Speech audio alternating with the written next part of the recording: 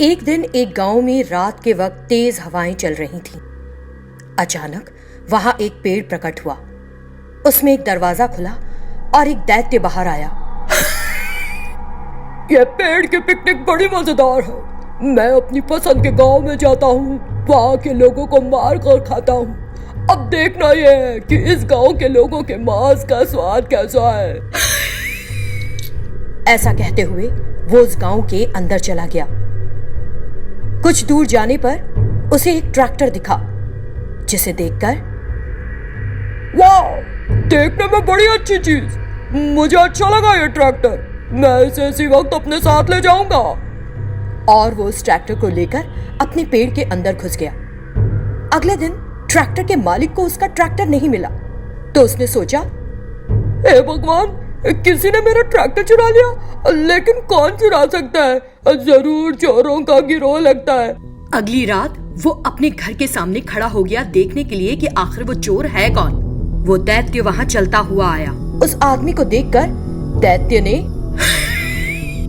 कोई रात में बाहर बैठा है, आज तो इसे खाना ही पड़ेगा। ये सोचते हुए वो दैत्य उस आदमी के पास गया। क्यों भाई, तुम रात में सब मेरा इंतजार कर रहे हो ना? मैं आ गया, देखो। उस दैत्य को देखकर वो गांव वाला डर गया। मर गया भगवान, आपको मुझे इस दैत्य से बचाना होगा। तभी अचानक उस दैत्य को उस आदमी के घर में एक बाइक दिखी और उसने पूछा, ये बाइक किसकी है? मेरी बाइक है। अच्छा, तो आओ तुम्हारी बाइक पर एक राइड लेते हैं। उस गांव वाले ने हाँ भी कह दिया और अपनी बाइक ले आया। उस गांव वाले ने उस दैत्य को अपनी बाइक पर बिठाया और पूरे गांव में घुमाया। बस काफी है, रोको बाइक को। उसने उस गांव वाले को मार डाला और उस पेड़ के अंदर बाइक लेकर घुस गया। और अब तो रोज की बात हो गई, वो बाहर आकर कोई ना कोई गाड़ी चुरा लेता और बाहर दिख रहे गांव वालों को मार डालता। गांव वालों पर मुसीबत का पहाड़ टूट पड़ा। उसी गांव में गोविंद राजू नाम का एक साधु रहता था। उसने अपनी दिव्य दृष्टि का उपयोग किया और देखा कि रात में हुआ क्या था। फिर उन्होंने गांव वालों को उस दैत्य के बारे में बताया, जिसे सुनकर, स्वामी, आपको हमें इस समस्या का हल बताना होगा। तब साधु ने उन्हें एक योजना बताई। उस रात वो दैत्य जोर जोर से अट्टहास करता हुआ गांव में घूम रहा था। हैरानी की बात कि उसे उस दिन उस गांव में कोई गाड़ी नहीं दिखी। ये क्या, इस गांव में एक भी गाड़ी नहीं दिखी, कोई आदमी भी नहीं दिखा। आज हो क्या गया है? इसी बीच सारे गांव वाले उस पेड़ के पास पहुंच गए जहां पर वो दैत्य रह रहा था और उस पेड़ में आग लगा दी।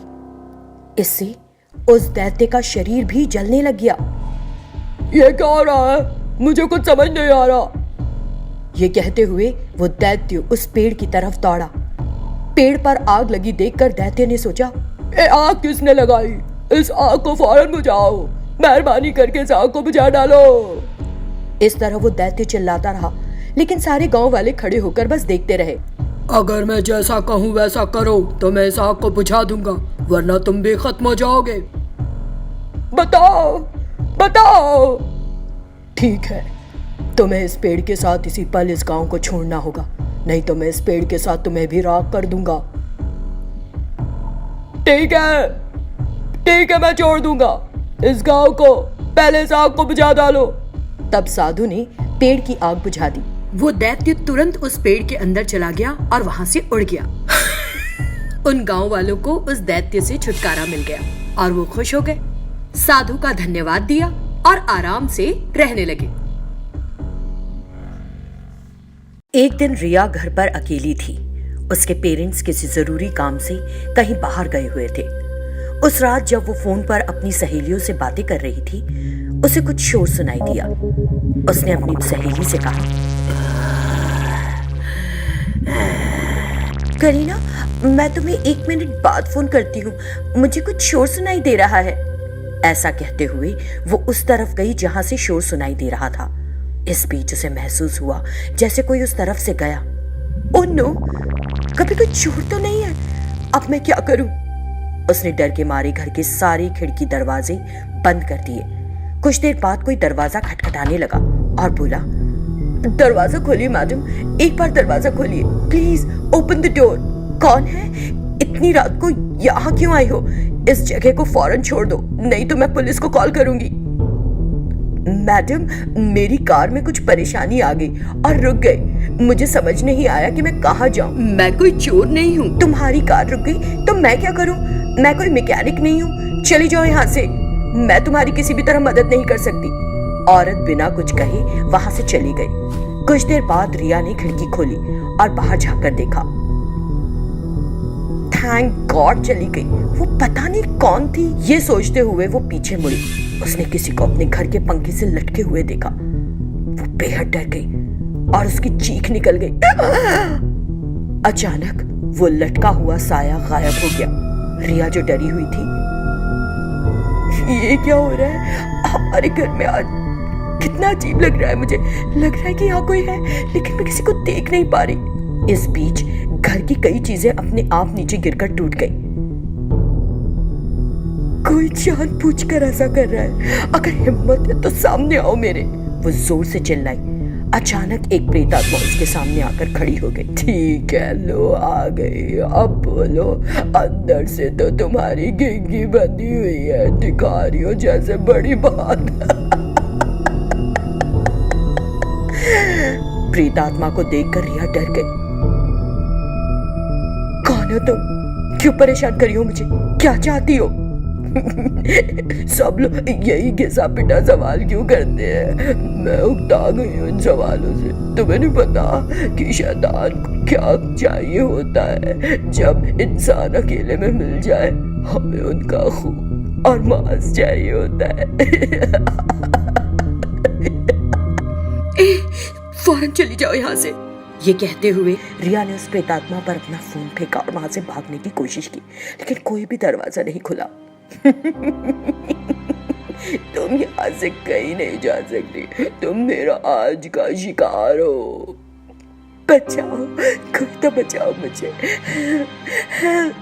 रिया जोर जोर से चिल्लाने लगी। चिल्लाओ गला फाड़ फाड़ के, लेकिन तुम्हारी आवाज किसी को सुनाई नहीं देगी। तुम्हारे पास कोई रास्ता नहीं बचा है। तुम मेरे हाथों आज मरोगी।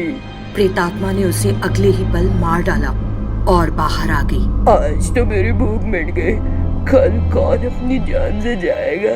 मुझे खोजना होगा उसे जो अकेला हो। मेरे दोस्तों, मैं आ रही हूँ। अपनी जान गंवाने के लिए तैयार हो जाए।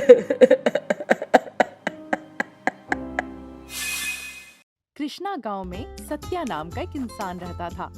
एक दिन वो काम करने के लिए अपने खेत गया और वहाँ जाकर वो सोचने लगा, आज मुझे खेत के चारों ओर बेड़ा लगाना होगा। आसपास के पेड़ को काट के मैं उनके डालियों से बेड़ा लगाऊंगा आज। ये सोचकर उसने पेड़ काटकर जमीन पर उन डालियों को रख दिया। फिर सत्या अपने खेत से घर जाने लगा। बीच रास्ते में उसे लगा कि कोई उसका पीछा कर रहा है। वो डर गया और पलट के देखा, पर कोई नहीं था वहाँ। उसे एक शैतान का सर दिखा उसके पीछे। वो देखकर सत्या जोरों से चिल्लाया, भागो, ये तो शैतान का सर है, भागो भागो। वो खिड़की के पास खड़ा था और बाहर देख रहा था कि शैतान उसके घर की तरफ आ रहा है या नहीं। इस बीच अचानक से शैतान का सर उसके सामने प्रकट हो गया। तुरंत उसने खिड़की बंद कर दी। कुछ देर के बाद सत्या, जो काफी डर गया था, घर से बाहर निकल आया और अपने दोस्त के पास गया। फिर सत्या ने अपने दोस्त राजू से कहा, दोस्त मुझे तुम्हें कुछ बताना है। क्या हुआ सत्या, तुम इतने चिंतित क्यों हो? बताओ क्या हुआ? राजू, सुबह से एक शैतान का सर मेरा पीछा कर रहा है। जहाँ भी मैं जा रहा हूँ मेरे पीछे आ रहा है। शैतान का सर देखकर मैं काफी डर गया हूँ। कब से शैतान का सर तुम्हें पीछा कर रहा है? आज मैं गया था अपने खेत को बेड़ा लगाने सुबह के वक्त। इसके लिए मैंने एक पेड़ के डालियों को काटा था। तब से अचानक शैतान का सर मेरा पीछा कर रहा है। ठीक है, चलो चलते हैं तुम्हारे खेत में एक बार। फिर वो दोनों सत्या के खेत में गए और शैतान के लिए इंतजार करने लगे, पर लंबे समय तक वहाँ कोई नहीं आया। फिर राजू ने सत्या से कहा, कहाँ है शैतान का सर? हम यहाँ काफी वक्त से इंतजार कर रहे हैं, पर मुझे तो यहाँ कुछ नहीं दिखा। वही तो मैं भी सोच रहा हूँ राजू। पता नहीं कहाँ है वो, पर मुझे बहुत प्यास लगी है। चलो कुएं के पास जाते हैं और पानी पीते हैं। वो कुएं के पास गए और जैसे कुएं के अंदर झांक कर देखे, दोनों को शैतान का सर दिखा।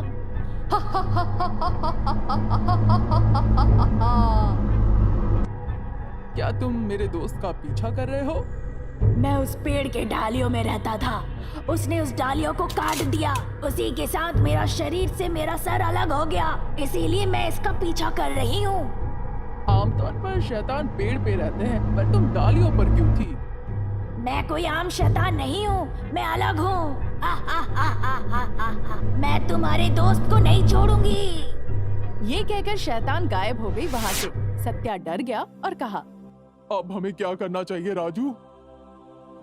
एक संत है जिन्हें मैं बहुत अच्छे से जानता हूँ, वो जरूर कुछ उपाय बताएंगे हमें। फिर सत्या और राजू उस संत के पास जाकर सब कुछ बोले। फिर संत ने सत्या को कहा, तुम डरो नहीं, तुमने उसके सर को जानबूझकर नहीं काटा है, वो अनजाने में हो गया। अब तुम एक काम करो, तुम जाकर वहाँ एक पेड़ लगाओ जहाँ पर तुमने शैतान का सर काटा था। तुरंत वो शैतान उस पेड़ के अंदर चला जाएगा। जब वो पेड़ बड़ा होगा, शैतान को भी अपना सर वापस मिल जाएगा। फिर वो शैतान तुम्हारा पीछा कभी नहीं करेगा। तुम बिल्कुल डरो नहीं और जो मैंने कहा वही तुम करो। जाओ। फिर सत्या और राजू वहाँ से चले गए। तुरंत दोनों एक पेड़ लेकर अपने खेत में गए।